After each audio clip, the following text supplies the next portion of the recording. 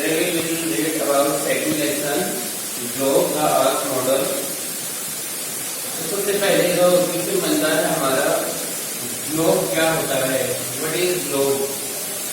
तो सबसे पहले हम ये देखते हैं कि जो हमारा पुराना टाइम था, उस टाइम पर हम ही किसी भी चीज को या किसी भी जगह को, रास्ते को देखने के लिए अलग अलग तरीके जो थे वो अपनाते थे।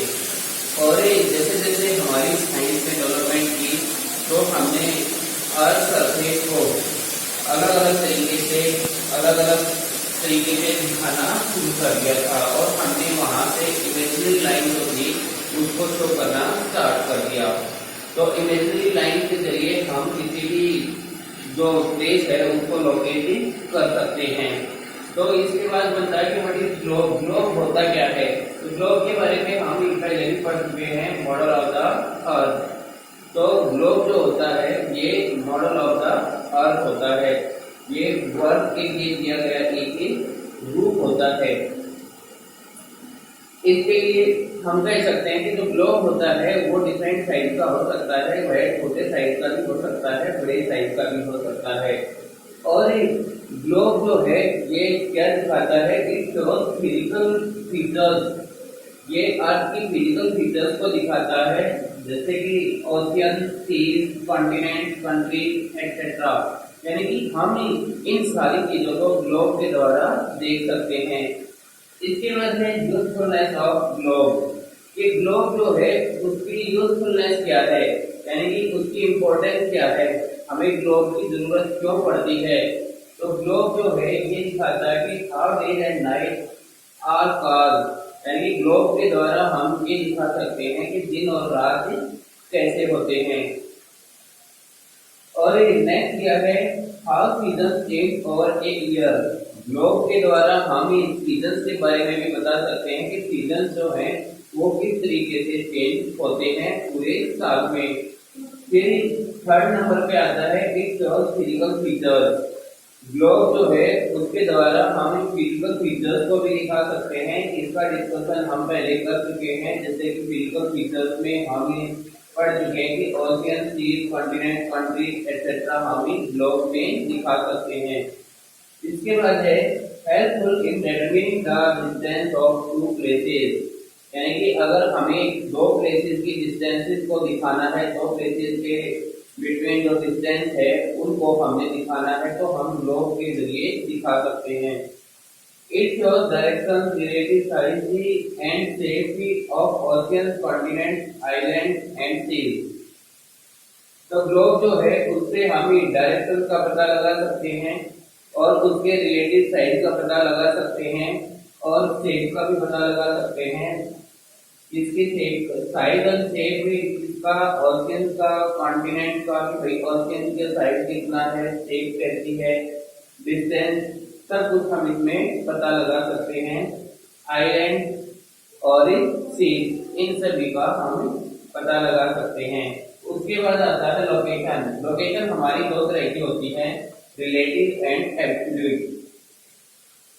तो रिलेटिव और एब्सोल्यूट जो रिलेटिव लोकेशन होती है उसमें रिलेटिव फर्स्ट है। तो रिलेटिव जो है, रिलेटिव होता है जैसे हम किसी जगह के लिए, किसी भी प्लेस के लिए एग्जैक्ट जो एड्रेस है वो ना बता करके, यानी कि जो पूरा का पूरा जो बिल्कुल सही एड्रेस है वो ना बता करके उसके नियर बाई हम कोई लैंडमार्क देते हैं कि भाई इसके पास, जैसे हम कोई भी आदमी जो है वो किसी के घर का एड्रेस पूछना स्टार्ट करते कि भाई उसका घर कहाँ पर है, तो हम उसका लैंडमार्क देते हैं कि भाई आप उस गली में जाइए और वहां पर ये चीज दिखाई देगी, उसके पास से जो उसके साथ वाला मकान है वो उसका है। तो वो क्या होती है, रिलेटिव लोकेशन, यानी कि हम उससे संबंधित जो लोकेशन है वो बता देते हैं।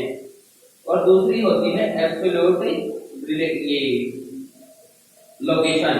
एब्सोल्यूट लोकेशन जो होती है वो होती है जो हमारा प्रॉपर एड्रेस होता है, वही हमारी एब्सोल्यूट लोकेशन होती है।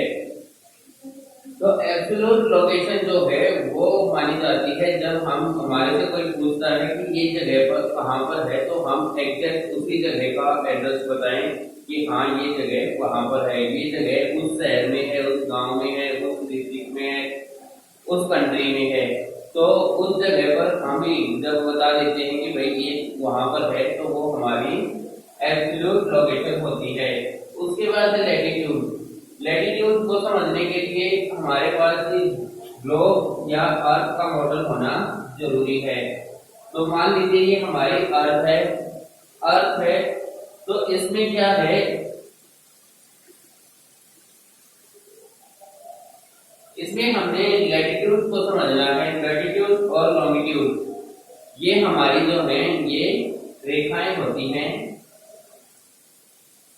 लाइन होती हैं। तो ये जो लाइन होती है अर्थ को जो दो हिस्सों में डिवाइड करती है, अर्थ को दो हिस्सों में डिवाइड, ये स्ट्रेट नहीं होती बल्कि ये ऐसे, तो उसमें जो अर्थ है वो दो हिस्सों में डिवाइड की जाती है, लैटिट्यूड और लॉन्गिट्यूड। तो इसको मैंने इस तरीके से डिवाइड कर दिया। जो लैटिट्यूड होती है वो होती है लेटी हुई। लैटिट्यूड कौन सी होती है?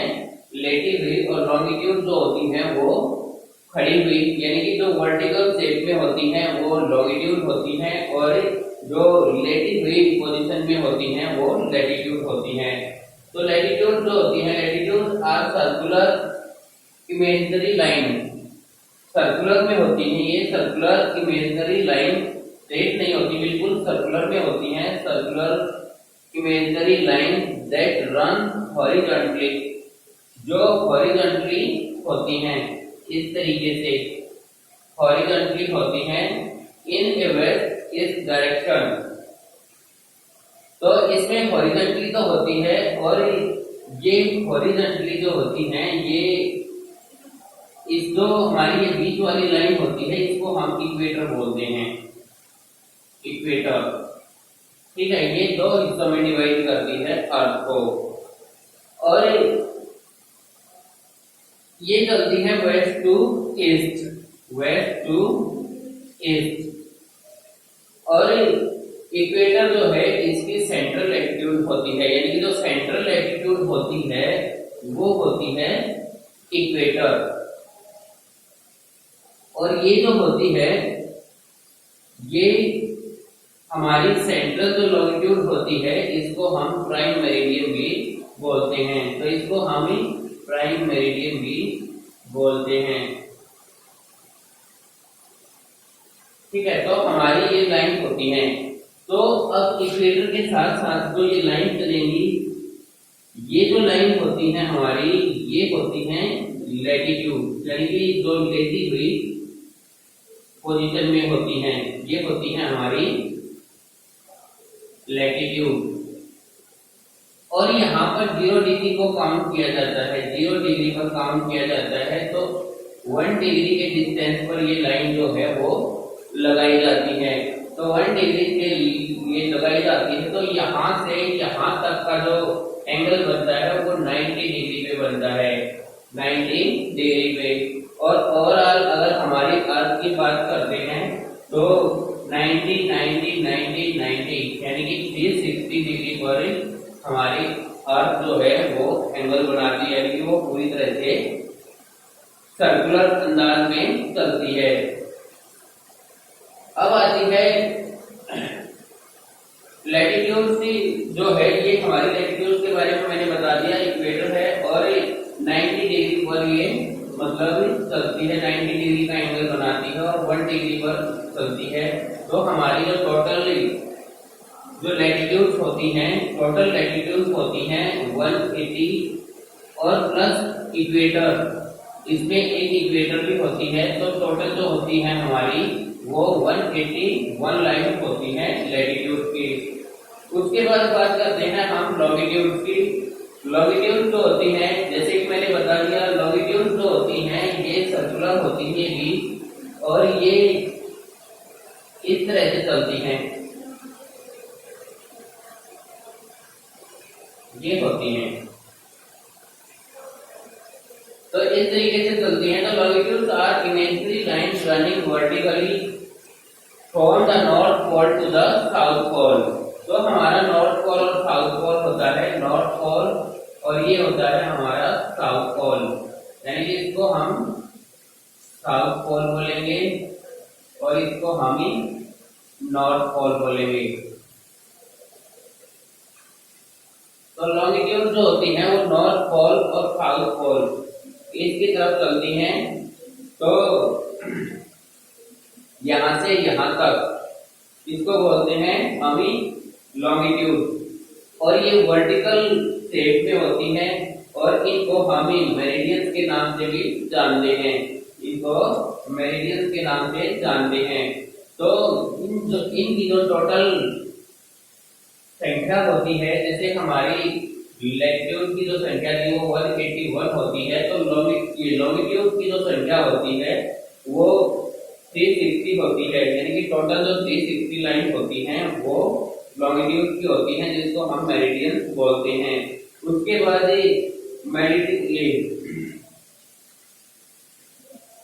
इनको हम मेरिडियंस ऑफ लॉन्गिट्यूड भी बोलते हैं।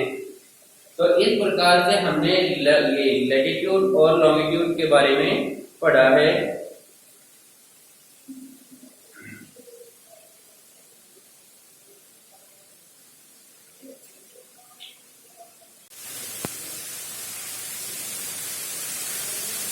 हमने लॉन्गिट्यूड और लैटिट्यूड के बारे में पढ़ लिया है। तो अब आता है मेजरिंग ऑफ टाइम। तो टाइम को मेजर कैसे करते हैं? जो हमारी जैसे अर्थ है, तो इसमें लॉन्गिट्यूड और लैटिट्यूड के बारे में हम पढ़ चुके हैं। तो ये है लॉन्गिट्यूड, जिसको हम सेंट्रल प्राइम मेरिडियन भी बोलते हैं। ये जो हमारी है बीच वाली, तो इसको हम सेंट्रल लैटिट्यूड भी, सेंट्रल लॉन्गिट्यूड भी बोलते हैं, या फिर हम प्राइम मेरिडियन भी बोलते हैं। तो टाइम मेजरिंग जो होती है, टाइम मेजरिंग हम इस तरीके से करते हैं। सबसे पहले क्या करते हैं, अर्थ की रोटेशन को देखते हैं। अर्थ की जो रोटेशन होती है, अर्थ रोटेशन जो होती है वो होती है west to south, west to east, west to east, ये रोटेशन होती है। तो अर्थ रोटेट 360 डिग्री। अर्थ की जो रोटेशन होती है वो टोटल 360 डिग्री तक होती है। 360 डिग्री अपने एक्सिस पर वो रोटेट करती है, और इसमें जो टाइम लेती है वो टाइम लेती है 24 आवर्स का, 24 आवर्स।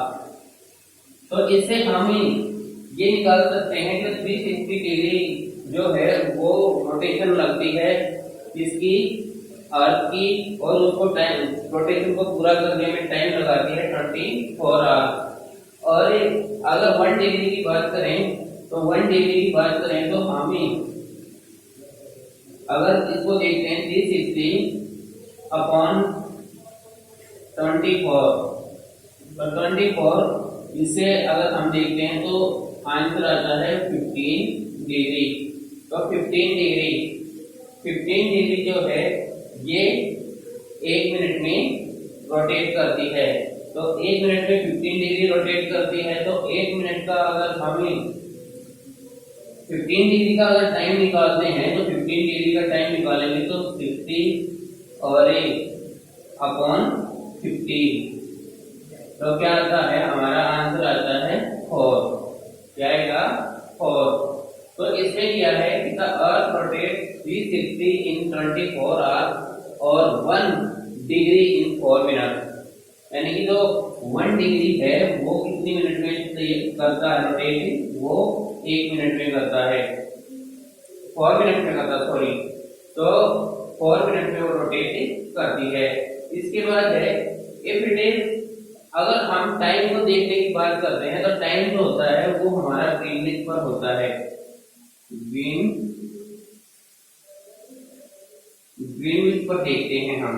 ग्रीनविच जो लाइन है ये हमारे टाइम का स्टार्ट होता है, यहाँ से हम इसको टाइम का जो अनुमान है वहां से लगाते हैं। तो टाइम जो होता है हमारा, अगर मान लीजिए ग्रीनविच पर 12 बजे हैं, तो 12 बजे हैं, तो अब हमारी जो अर्थ की रोटेशन है वो वेस्ट टू ईस्ट है। तो अगर ग्रीनविच पर 12 बजे हैं दोपहर के, तो the time 30 degree east of Greenwich will be, तो ग्रीनविच पर जो ईस्ट की तरफ जाएगा तो रोटेशन जो है, अर्थ की रोटेशन जो है वो वेस्ट टू ईस्ट है, तो 30 डिग्री ईस्ट की तरफ जाएगा तो टाइम जो है वो आगे की तरफ जाएगा, यानी कि आगे बढ़ेगा। तो इसमें क्या है, 30 डिग्री ईस्ट में जाएंगे तो 30 डिग्री ईस्ट में जाएंगे तो क्या होगा, 30 डिग्री को हम ही मल्टीप्लाई कर देंगे 4 से और आ जाएगा 120 मिनट, यानी कि 120 मिनट का मतलब 2 आवर्स। तो 2 आवर्स जो होंगे वो ज्यादा होंगे।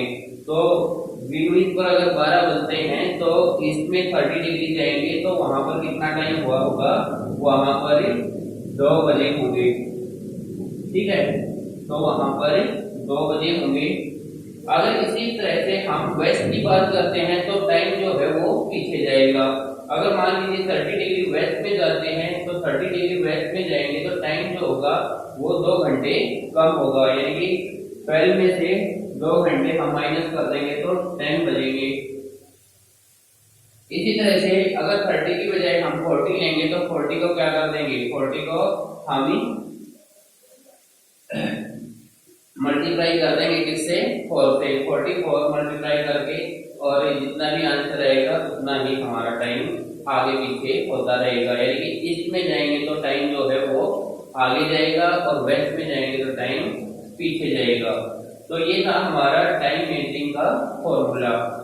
ठीक है, तो हमने लैटिट्यूड, लॉन्गिट्यूड, ग्लोब और टाइम मेजरिंग जो है इस लेसन से सीख ली है। नेक्स्ट वीडियो में हम नेक्स्ट लेसन के बारे में डिस्कस करेंगे। ओके।